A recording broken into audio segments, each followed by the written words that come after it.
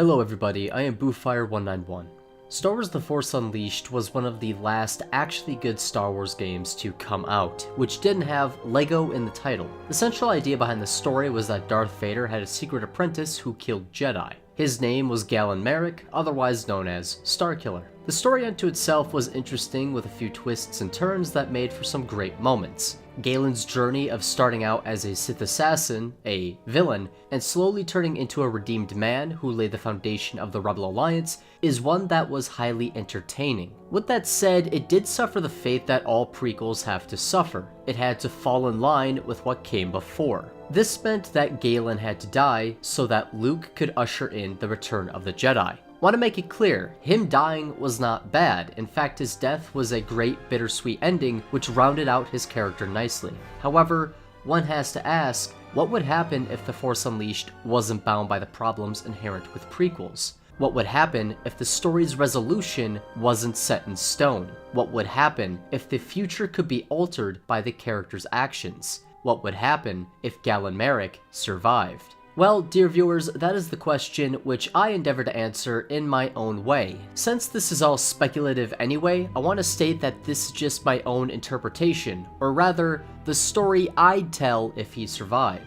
Before kicking this off, we need to lay down a bit of a foundation. One of the driving principles for the creation of The Force Unleashed was kicking someone's ass with the Force. I bring this up for two reasons. The first pertains to Galen's regular Force powers like Force Push and how he can devastate a section of a building with just a flick of his wrist. We need to remember why his powers were as flashy as they were in the game. It was so the player could have fun. This leads into my second reason for bringing this up, the novelization. In the book based off of The Force Unleashed, essentially all the events that happened in the game occurred. However, they were toned down to a more reasonable level. Basically, it adapted it from the game universe into the universe proper. What I'm going to be doing for this series is I'm using the more toned down approach to Galen's powers from the novel. He still did everything he did in the game, like defeating Vader and pulling down a Star Destroyer. However, his regular application of powers are less, let's just say, gamey. Think of it this way. He's still incredibly skilled and talented. He is still able to do feats of great renown. However, he can't kill hundreds of stormtroopers just by sneezing. Concentrating and pulling down a loose Camino City block, which could kill hundreds? Yes. Farting the Force and slaying thousands? No. Incredible acts are precisely that, incredible, and will be treated as such in regards to both difficulty and impact. He is not going to be Rey, is what I'm saying. I can feel your anger at that comment. Please, keep typing. Let the hate flow through you.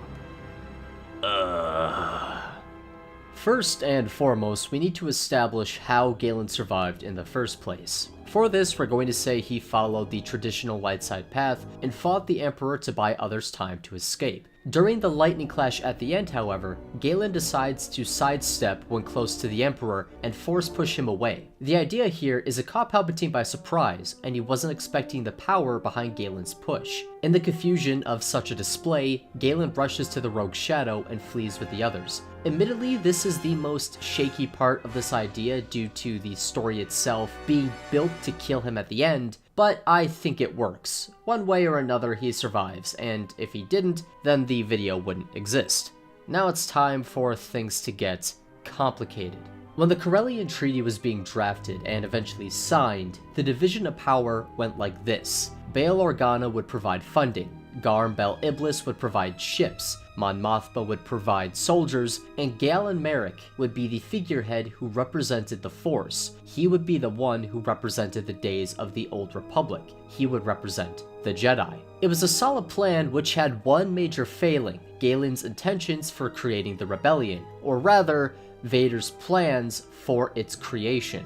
As The Force Unleashed explains in every iteration, the rebellion was formed in a bid to draw out the Empire's enemies and kill them in one foul swoop. Vader more or less reveals this to the founding members of the rebellion as he chucks a stone table at Galen, Considering Bael's reaction, I suspect he put 2 and 2 together. I'd also suspect that the rest of the rebels did as well. I bring this up because understanding this is important for the events immediately following the Force Unleashed. Like the ending of the game, the Rogue Shadow touches down on Kashyyyk as the rebels plan their next move. Unlike the game, however, they have an immediately pressing issue: Galen himself. I'd imagine this would be discussed immediately, especially when you factor in the personality of someone like Garmbel Iblis. To say where each of the rebels stand on the issue is left up to interpretation, but here's how I see things turning out. Galen saved Leia and Bael's lives before the Treaty of Corellia. There's a personal connection there, which isn't shared with Mon Mothma, but is shared with Iblis due to Marek coming to his rescue on Bespin.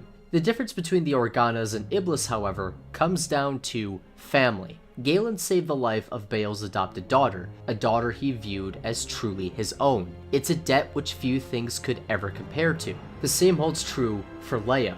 Galen saved her father's life. I'd wager these two would support Marek and welcome him into the rebellion despite his previous betrayal. A betrayal, mind you, he already made up for by risking everything to free them. Iblis is a different story. He stood against Palpatine's rising power during the Clone Wars, was one of the few Imperial senators who spoke out against the Empire, and would ultimately be among the first to openly revolt an armed rebellion in the wake of his family's murder. He was betrayed by his government, both in principle and in a very literal way. Galen's betrayal would harken back to this, and would fire up the already angry Iblis. He would not support Marek joining the rebellion. Despite being influential later on, Leia technically was not a part of the founding council, as I'm going to put it. She was present and could voice her opinions, however she didn't have voting power. In the early days of the rebellion, only Iblis, Mothma, and Bael could vote concerning the direction the alliance was going. Iblis and Mothma would often be at odds, where Bael would act as a mediator between the two. So keeping that in mind, the current vote on Marek is technically 1-1 despite Leia's support. This means the final say falls to Mon Mothma. At this time, Coda would state his support for Galen. He would explain, as he does to Juno at the end of The Force Unleashed itself, that he knew who and what the boy was. He understood that his intentions may not have been, let's just say, honest, but took the risk because he felt the good within him, a good which was now more prominent than ever. Bael would support this notion because of his trust and friendship with the Jedi before their fall, but Iblis would remain unconvinced. He was a practical man, and he didn't put much faith in the Jedi's old religion. At this point, Coda would explain that Marek is among the most powerful Force sensitives he's ever met, and that he would be a powerful ally, a great resource for the coming war against the Empire. Being the initial reason for Iblis agreeing to go along with Galen's plan in the first place, Iblis relents but maintains his stance despite it being shakier than before. Unlike the Organas and General Coda, Mon Mothma has no real connection to Marek, but unlike Iblis, she also doesn't have an external reason to passionately detest the idea of accepting him. She also has a small degree of faith in the Jedi like Bael, but maintains a hint of skepticism like Iblis. With the vote 1-for and 1 against, Mon Mothma is more or less the objective final say. Ultimately, she sees the advantages Galen could offer to the fledgling alliance. He was able to wade through hordes of Imperial soldiers, defeat Darth Vader in single combat, and go toe-to-toe with the Emperor, all in a bid to rescue them. To let him go would be a waste, but he was still a danger. He betrayed them once. What assurance did they have that he wouldn't do it again? Mon Mothma will allow Galen into the Alliance and maintain the figurehead role they all had originally agreed upon. However, he would not have any official say in how the Alliance was run. He could voice his opinions like Leia and Coda, but he could not vote. He would have to regain all 3 of the founding members' trust. With this compromise, both Iblis and Bael were satisfied.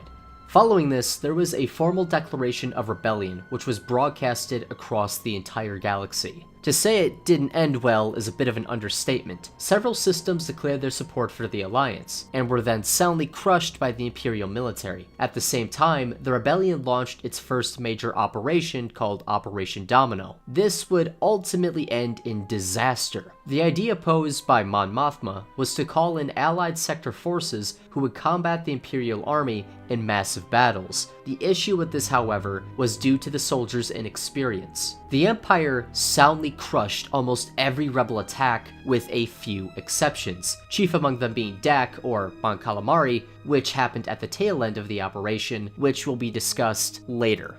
As this is going on, Galen formally and truthfully becomes Coda's apprentice. Because of this, Marek is given the rank of Commander in the Alliance military, a rank which was given to almost every apprentice of a Jedi General, something that Coda was and still is. In the aftermath of the battle over Nar Shaddaa, the TIE Fighter factory level, the remnants of Coda's militia became scattered. Though the formal declaration of rebellion was met with disastrous results, it did signal to the survivors that there was a movement which was continuing the general's work. Over time, these battle-hardened militiamen would join the ranks of the Alliance military. Wanting to fight alongside those he could trust and knew he could count on, Coda would find those who survived and rebuild his force. This would be a somewhat lengthy process, however, so as the pair waited for a force large enough to fight, Coda would teach Galen what it meant to be a Jedi. Even though the young man had taken several trips to the Jedi Temple, underwent many trials, and was skilled with both the Force and lightsaber, he didn't know the philosophy of the Order itself. There was much he didn't know, and up until this point, he had only known the dark side. Galen may have found salvation on the Death Star, but his road to redemption was going to be a long one. He still had much to learn. His first one would be one which was put on hold due to its nature. Galen was to build his own lightsaber. In the novelization, Galen uses Coda's saber after his resurrection. In the game, it's the same lightsaber he starts out with, but blue, which I'm not going to do for this video. The reason for this is due to the nature of the game. The developers didn't want to swap out the model. I'm going with the novelization's take because it has a lot more weight for the character and story. Coda wanted Galen to create a weapon which was an extension of himself, and he also wanted his original lightsaber back. It was a matter of pride. The reason why this lesson was on hold, however, was due to their destination, Ilum. After Order 66, the world was occupied by Imperial forces. However, Coda learned the garrison both in space and on the ground were incredibly weak. If he could reorganize his militia and capture an Imperial warship, they could journey to the planet's temple.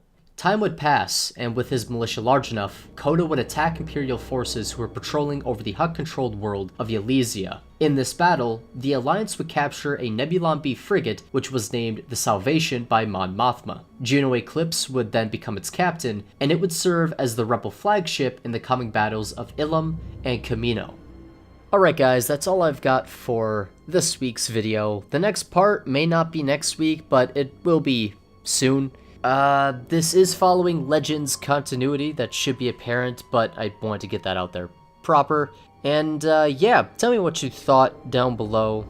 I know it was a lot of, housekeeping this time around, but the next few parts will go a lot quicker. More will happen other than a debate about a angsty teenager. So, with that said, I've been Boofar191. I hope you've enjoyed this video. I'll see all you guys next time. Goodbye.